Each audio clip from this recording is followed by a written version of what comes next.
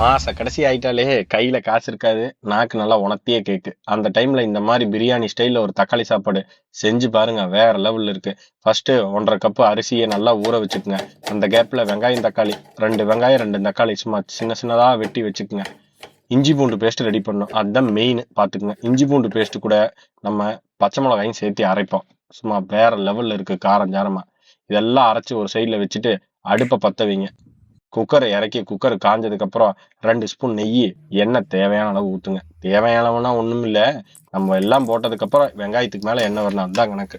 நல்லா நெய் எண்ணெயும் காஞ்சதுக்கு அப்புறம் பிரியாணி மசாலாவெல்லாம் உள்ள இறக்கிட்டு நம்ம வெங்காயத்தை போடுங்க. நல்லா வெங்காயம் பொன்னிறமானதுக்கு அப்புறம் என்ன மேல வருது பார்த்தீங்களா? இந்த டைம்ல இஞ்சி பூண்டு பச்சை மிளகாய் பேஸ்ட்டை இறக்கி பச்சை வாசம் போற அளவுக்கு வணக்கி 2 இனுக்கு புதினாவை போட்டு தக்காளியை போட்டு நல்லா வணக்கி இது கூடயே உப்பு, பிரியாணி மசாலா ஒரு 2 ஸ்பூனு, மிளகாப்பொடி 1 ஸ்பூனு, தயிர் இதெல்லாம் போட்டு 1 கப்புக்கு 2 கப்புங்கிற அளவுக்கு 1.5 கப்புக்கு 3 கப்பு தண்ணியை ஊற்றி லெமனை புழிஞ்சு நல்லா கொதிக்க விட்டு விசிலை போட்டு இறக்குங்க. 2 விசில் கணக்கு கொடுங்க. மேலே விட்டு அடி பிடிச்சி போயிரு, கம்பெனி பொறுப்பாகாது. நல்லா இறக்குனதுக்கு அப்புறம் கிளறி விட்டு தயிர் பச்சடி வச்சு சாப்பிட்டு பாருங்க. சும்மா வேற லெவல்ல இருக்கு. சரிங்க, போயிட்டு வரேன்.